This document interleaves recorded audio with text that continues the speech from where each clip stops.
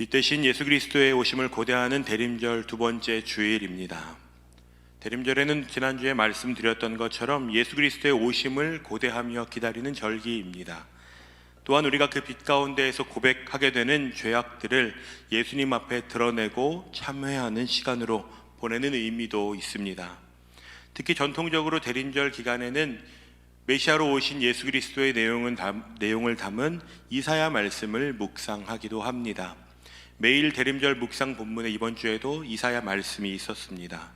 메시아의 탄생과 또 재림을 고대하며 그 가운데 하나님의 백성들이 얼마나 하나님을 따르는 것을 거절했는지, 그러한 것들을 이 시간에 우리가 함께 인정하고 고백하고 기억하게 됩니다. 오늘 저희가 함께 읽은 시편 38편은 아주 긴 본문으로 되어 있는데 1절 앞에는 이렇게 되어 있습니다. 여러분이 가진 성경에도 그렇게 기록되어 있을 겁니다. 다윗의 기념하는 시라는 제목입니다. 그런데 오늘 함께 쭉 내용을 읽어보셔서 아시겠지만 내용을 보면 기념할 만한 이야기가 없습니다.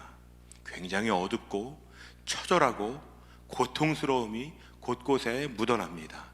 그것을 함께 좀 느껴보고 싶어서 본문을 자르려다가 전체를 다 읽는 것이 좋겠다고 결정했습니다.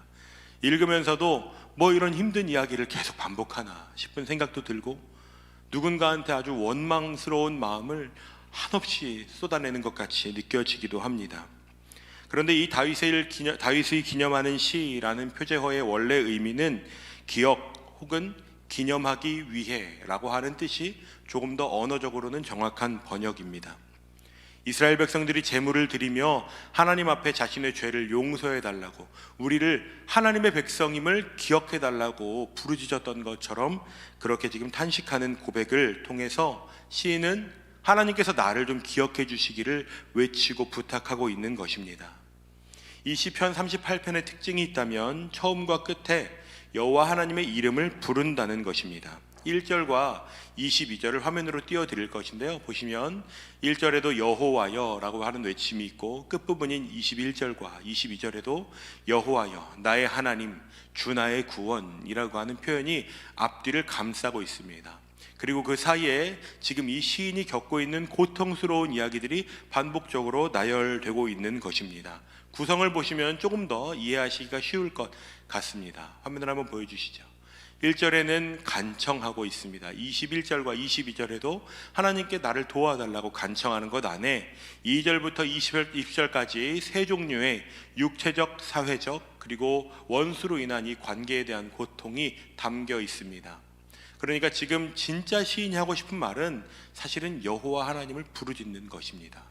그는 지금 자신도 하나님을 기억하고자 애쓰고 있고, 동시에 하나님께서 나를 기억해 주시기를 부탁하고 있는 것입니다. 시편을 보면 지금 이 다윗이라고 하는 사람이 이 시를 지은 것으로 많은 사람들이 지지하고 있는데, 지금 그는 주의 책망과 분노가 자신에게 징계와 같이 이어지고 있다고 고백하고 있습니다. 그 안에서 내가 지었던 죄 때문에 하나님이 나를 처벌하시는 것은 아닌가 하는 질문을 하고 있는 것입니다. 실제로 구약시대의 많은 사람들은 자신의 질병이나 불행의 원인을, 심지어 다른 사람의 질병과 불행을 너 죄인이라서 그래, 너 하나님 앞에 어떤 죄를 지었는지 빨리 점검해봐 라고 하는 것으로 사용하곤 했습니다. 누군가 질병을 겪으면 혼자서 속으로 혀를 끌끌 차는 사람들도 얼마나 많았는지 모릅니다. 하지만 성경은 그렇게만 이야기하고 있지는 않습니다.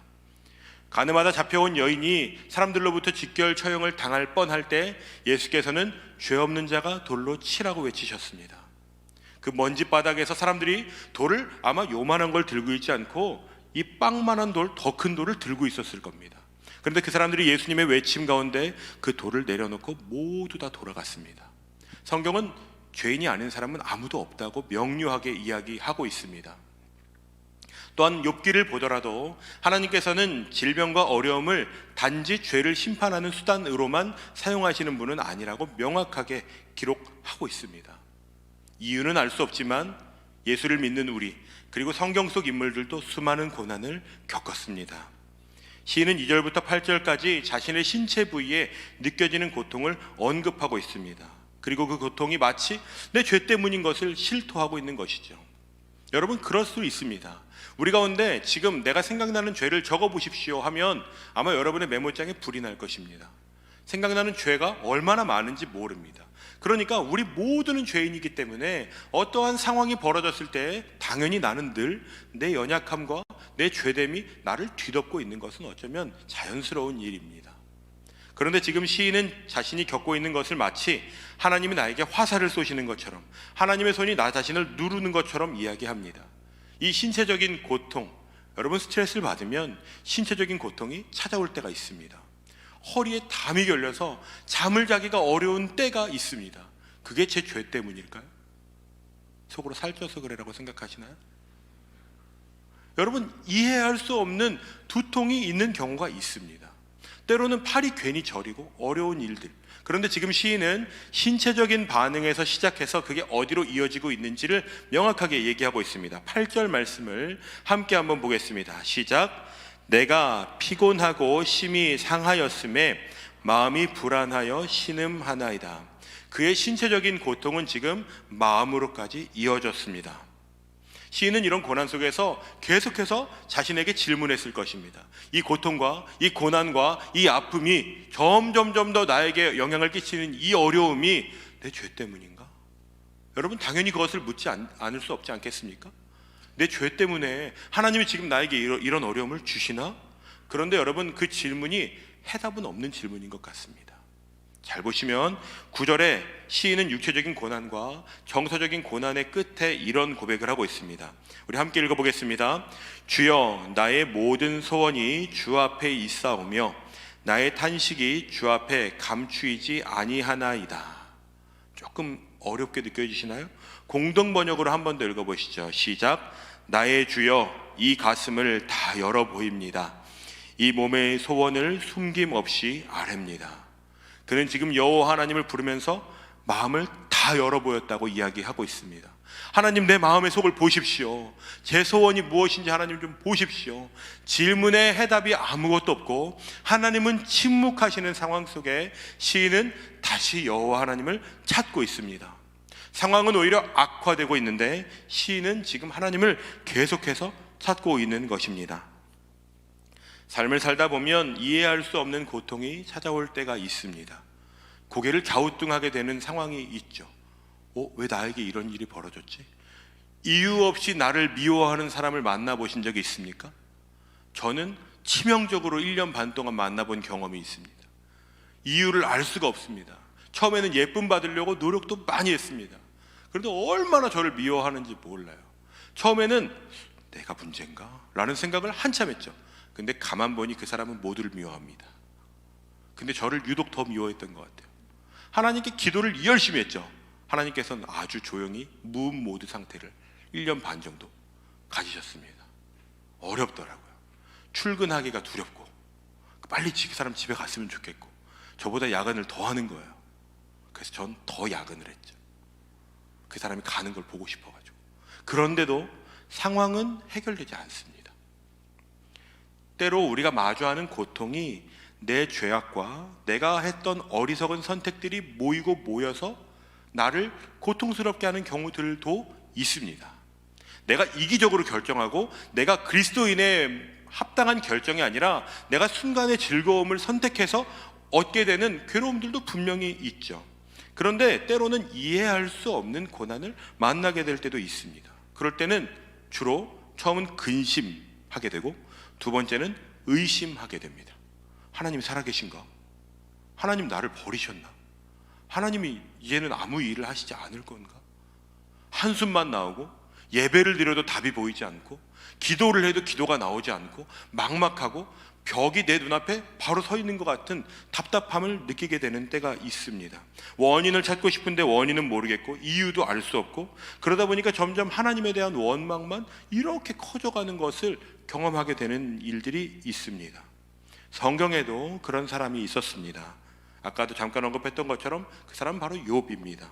성경은 욥의 자기소개서를 이렇게 기록하고 있습니다. 온전하고 정직하여 하나님을 경외하며 악에서 떠난 자. 이 정도면 여러분 어느 회사든 들어갈 수 있을 것 같지 않습니까? 입구 컷되는 일은 적어도 없을 것 같죠. 그런데 이런 욥이 하나님으로부터 온 엄청난 어려움을 겪고 있습니다. 하지만 하나님도 아무 말씀을 하시지 않고 오히려 친구들이 엄청난 조언과 도전을 해주고 너 죄 지은 거 아니냐고 말해주는데 답을 찾을 수가 없습니다. 그리고 하나님께서 긴 침묵을 깨고 욥에게 말씀하시자 욥의 삶의 변화가 일어나기 시작합니다. 그리고 욥의 고난은 이전 정도가 아니라 갑절의 회복을 누리게 되었다고 성경은 기록합니다. 그런데 여러분, 거기서 주목할 수 있는 것은 이 지점에서 하나님께서 때로는 침묵하신다는 것입니다. 이유가 없는 어려움을 마주하게 되는 경우가 있다는 것입니다. 대부분의 사람들은 고난을 만나면 이런 반응을 보입니다. 첫 번째는 내 삶을 돌아봅니다. 혹시 내가 잘못한 것 없나? 내가 그때 이렇게 하지 말았어야 되나? 돌아보게 되죠. 두 번째는 하나님께서 해결해 줄 거라고 믿고 기다리기도 합니다. 이런 분들이 많이 계시죠. 그래, 하나님 살아계시니까 고난이 영원하지 않대. 그런데 그게 내가 견딜 수 있는 어느 정도의 기간을 넘어서면 점점 물음표가 마음속에 떠오릅니다. 그리고 하나님을 향해 원망하거나 논쟁하는 경우로 나아가기도 합니다. 그 길 가운데 어떤 사람들은 하나님을 버리고 다른 신을 향해 나아갑니다. 역시 이건 아니었어. 내가 그동안 헛된 시간을 보냈나 봐. 이스라엘 백성들도 하나님을 얼마나 쉽게 거절했는지 모릅니다. 여러분, 그 사람들은 만나와 메추라기를 얻어먹은 사람들입니다. 여리고성이 무너지는 것을 눈으로 본 사람들입니다. 예수님의 제자들도 기억해 보십시오. 예수님께서 얼마나 놀라운 일을 행하셨는지를 본 사람들입니다. 5천 명이 예수님이 기도하시니까 배고픔에서 배부름으로 전환하는 일을 보았습니다. 4천 명이 예수님께서 먹이시는 것을 제자들이 보았습니다. 그런데 그 뒤에 풍랑이는 바다에서 제자들은 예수님을 또 의심하죠. 그런 것이 성경에 얼마나 많이 기록되는지 모릅니다. 그런데 다른 길도 있습니다. 하나님을 더 굳게 의지하는 길입니다. 성경에 다니엘의 세 친구가 풀무불에 던져지는 위험 가운데 하나님을 어떻게 의지했는지 이렇게 기록하고 있습니다. 다니엘서 3장 17절과 18절 말씀을 함께 봉독하겠습니다. 시작. 왕이여, 우리가 섬기는 하나님이 계시다면 우리를 맹렬히 타는 풀무불 가운데에서 능히 건져내시겠고 왕의 손에서도 건져내시리이다.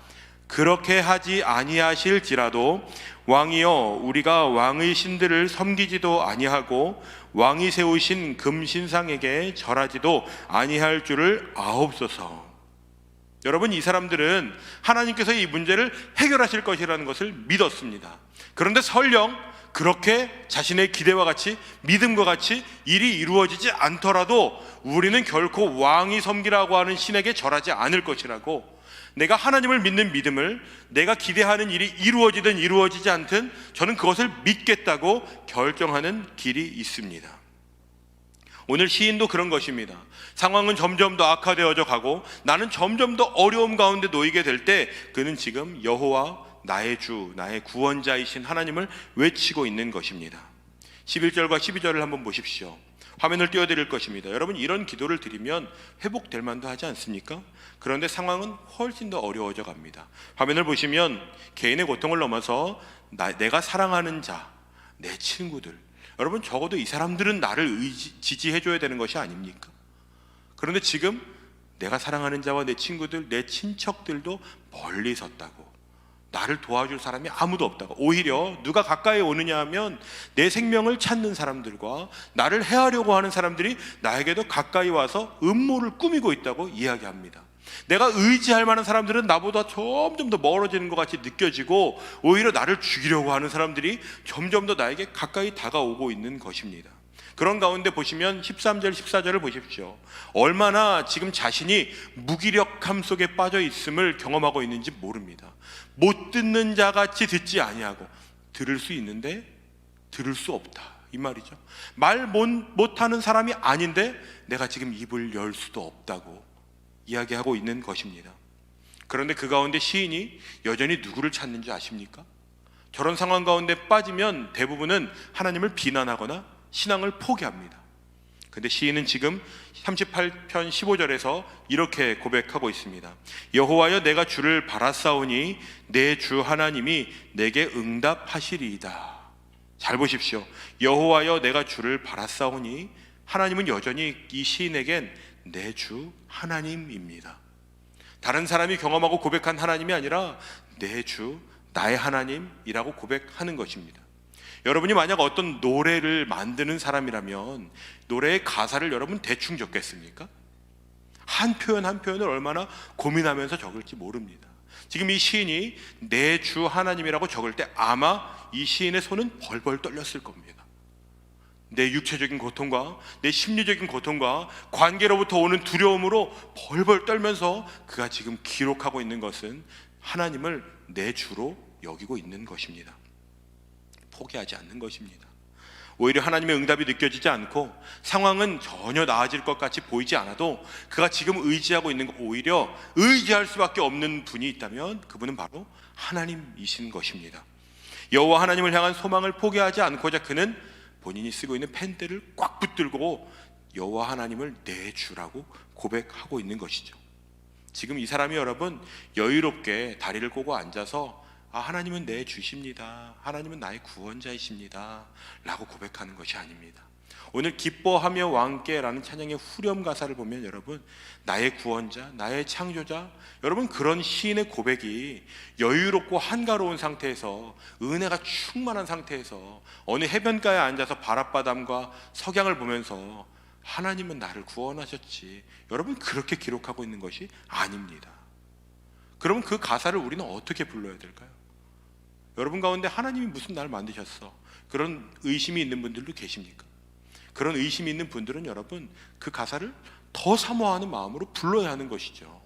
내게 지금 하나님이 믿어지지 않고 하나님의 일하심이 전혀 경험되지 않고 과거의 하나님으로 멈춰 있거나 내가 의지할 것이 점점 더 나로부터 멀어지는 것 같이 느껴진다면 여러분 하나님을 더 굳게 외쳐야 되는 것입니다.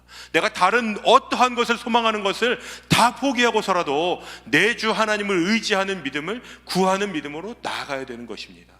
여러분에게 그런 믿음이 있으십니까? 17절 이하의 고백을 보면 화면으로 여러분 눈으로 한번 보십시오. 지금 그가 휘청거리고 있습니다. 고통이 계속되고 있습니다. 지금 내가 이 괴로움 가운데 원수들은 점점 나에게 찾아오고 나의 선을 악으로 갚으려고 하는 사람들이 쫓아오고 있습니다. 이 사람이 지금 여유롭게 이 글을 쓰고 있겠습니까? 눈물 콧물을 쏟으면서 처절하게 하나님이 도와달라고 내가 어떤 상황에 빠져 있는지 아느냐고 그렇게 외치고 있는 것입니다. 그런데 여러분 저와 우리는 너무 젠틀하게 하나님을 믿습니다. 하나님 도와주십시오. 솔직히 여러분 말씀해 보십시오. 여러분의 처지가 지금 낭떠러지 앞에 있는 분들도 계시지 않습니까? 그런데도 여러분 우리가 얼마나 하나님께 한가롭게 하나님 좀 도와달라고 도와주시면 참 좋겠네, 여러분 그렇게 기도하고 계시지는 않습니까? 예배할 때, 찬양할 때, 여러분 이따 기도할 텐데 기도할 때 여러분 진짜 그 하나님, 내 주 하나님을 향한 열망과 고백과 목마름으로 하나님 제가 하나님의 도우심이 아니면 지금 죽겠습니다 하는 마음으로 기도하시는 분들이 계십니까? 하나님께서 그 기도를 듣지 않으실 수 없는 그런 간절함이 우리에게 있는지를 묻고 싶습니다. 지금 시인은 21절과 22절에 여전히 그는 괴로움과 고통 가운데 있지만 이러한 고백으로 시를 마무리합니다. 함께 읽어볼까요? 여호와여 나를 버리지 마소서, 나의 하나님이여 나를 멀리하지 마소서, 속히 나를 도우소서, 주 나의 구원이시여. 1절에서 여호와여 라고 하는 고백은 아주 단순한 고백이었다면 22절에 여호와, 나의 하나님, 나의 주, 나의 구원자 같은 표현은 고통을 통과하면서 본인이 직접 겪은 하나님의 성품을 기록하고 있습니다. 여러분 시편을 보실 때 하나님이 어떤 분이신지, 시인들이 하나님을 어떤 분이라고 고백하는지를 한번 적어 보십시오. 하나님이 얼마나 많은 일하심과 얼마나 많은 능력으로 환난에 빠진 사람들을 건져 올리시는지 모릅니다. 문제는 우리가 그런 하나님을 몰라서 하나님을 찾지 않는다는 것입니다. 내 죄로 인해서 하나님께 나아가기 부끄럽거나 부끄러움을 넘어서서 죄스럽게 느껴질 때가 있습니다. 종종 내 마음에 너가 그리고도 그리스도인이냐고 그렇게 내 마음에 누군가 말하는 것 같은 느낌이 들 때도 있습니다. 내 유익함과 이로움을 추구했던 시간들이 막 주마등처럼 스쳐 지나가고 그때 그러지 말걸 하는 생각이 들 때도 있죠. 산다는 것은 여러분 고통과 이별할 수는 없는 것이라는 걸 알고 계시죠? 행복한 일만 찾아오지 않습니다. 그런데 그 가운데 내 선택으로 인해서 어려운 일을 만난다는 건 더 자괴감이 들죠. 그런데 한 걸음 더 나가서 오늘 시인처럼 때로는 이해할 수 없는 어려움, 고통, 환난, 괴로움들을 만나게 될 때가 많습니다. 어렸을 때는 그런 것을 누군가 대신 해결해 주는 경우도 있었죠. 그런데 어른이 되니까 그걸 아무도 대신 해결해 주지 않는 것만 같이 느껴집니다. 예수를 믿어도 여전히 그런 어려움은 우리에게 찾아오죠. 그럴 때 사람들은 휘청입니다. 의심하게 되고 기도가 막히고 예배의 자리에서 멀어집니다. 그런데 오늘 이 시인의 고백을 여러분 잘 보십시오. 시인이 고백하는 것처럼 이런 세 가지의 어려움을 모두 만나신 분도 계시겠지만 이 중에 어떤 한 가지의 어려움을 부분적으로라도 경험하신 분들이 많이 계실 것입니다. 하나님은 왜 나를 이런 상황에 두셨는지, 왜 나에게는 다른 사람들에게는 전혀 아무런 기도의 제목이 아닌 주제를 나에게는 씨름하는 주제를 하게 하셨는지 이해는 되지 않고 원망도 해보고 투정도 해보지만 결국은 상황이 바뀌지 않는 것을 경험하고 계시는 분들, 경험하셨던 분들, 의외의 상황에서 경험하실 분들도 계실 겁니다. 저는 이런 어려움 가운데 여러분에게 여러분 힘을 내보자고 이야기하고 싶은 것이 아닙니다. 오히려 이런 수많은 어려움 가운데 시인의 고백처럼 여호와 하나님을 믿는 믿음으로 하나님을 더 굳게 붙들어 보자고 도전하고 싶은 것입니다. 고통은 심화되어져 가는데 자꾸만 내 하나님 여호와, 나의 하나님 나의 구원이라고 고백해보자고 이야기하는 것입니다. 상황은 바뀌지 않아도, 내 기대와 같은 일들이 풀리지 않아도, 내가 손대는 것마다 다 막히는 것 같아도 그 상황 가운데 하나님을 더 구체적으로 찾아보자고 하는 것입니다. 때로는 하나님은 고난을 통해 우리를 연단시키시는 경우도 있습니다. 그런데 하나님은 그 방법을 꼭 고통만을 가지고 사용하시는 것은 아닙니다. 그래서 때로는 어떤 고난이 이유 없이 내게 찾아오는 경우도 있습니다. 그런데 어떤 사람들은 그것을 통해 하나님의 연단을 향해 나아가는 사람들도 있습니다. 고난 가운데, 어려움 가운데, 이해가 되지 않는 상황 속에 하나님을 자꾸만 찾아보는 것을 향해서 한 걸음 한 걸음 나아가는 길이 있습니다. 다윗이 그런 길을 걸었고, 다니엘의 세 친구가 그런 길을 걸었고, 주 예수 그리스도의 제자들이 그런 길을 걸었습니다. 예수 믿지 않는다고만 말하면 그들이 자유로워질 수 있습니다. 그런데 예수를 믿는다는 것을 지켜서 목숨을 잃는 사람들이 있었습니다. 오늘 그런 사람들 많이 보기가 어렵습니다. 오늘날 오히려 예수 믿는다고 누가 내 목에 칼끝을 대지 않습니다. 그래서 오히려 내가 훨씬 쉽게 뒤로 물러나는 경우들도 많죠. 어려운 일들을 만나면 뒷걸음질을 치기 바쁩니다. 하나님의 도우심을 구하는 간절함보다는 어느 정도 적당히 타협하면서 이 정도면 좀 노력하지 않았나 라고 생각합니다. 그러니까 삶에 역전이 일어나지 않습니다. 지난주에 여러분 축구 보셨죠? 사람들이 열광합니다. 왜일까요?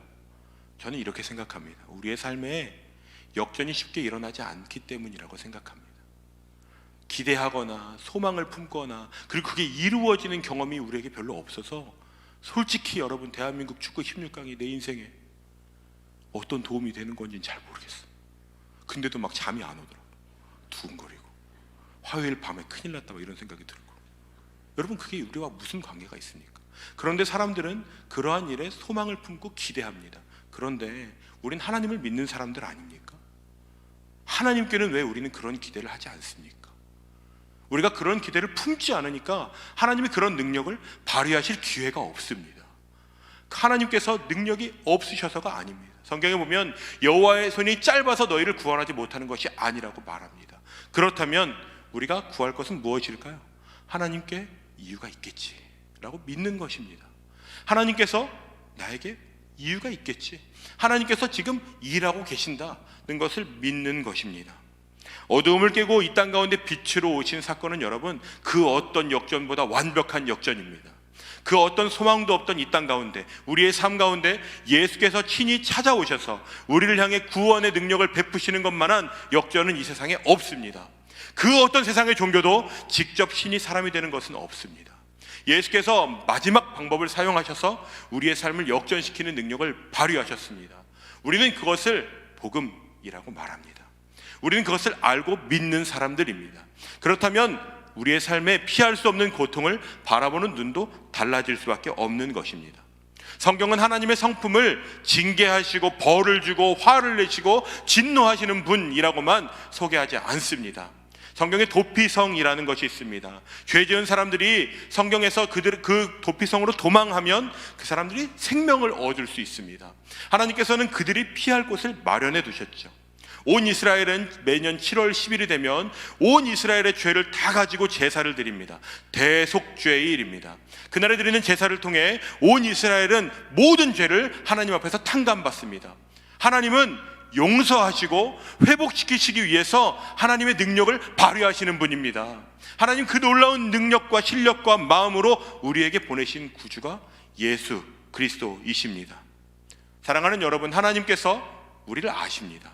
우리가 얼마나 연약하고 고통 가운데 쓰러지고 마음이 요동치는지, 그리고 그때 하나님이 무엇을 해주셔야 되는지 하나님이 너무 잘 아십니다.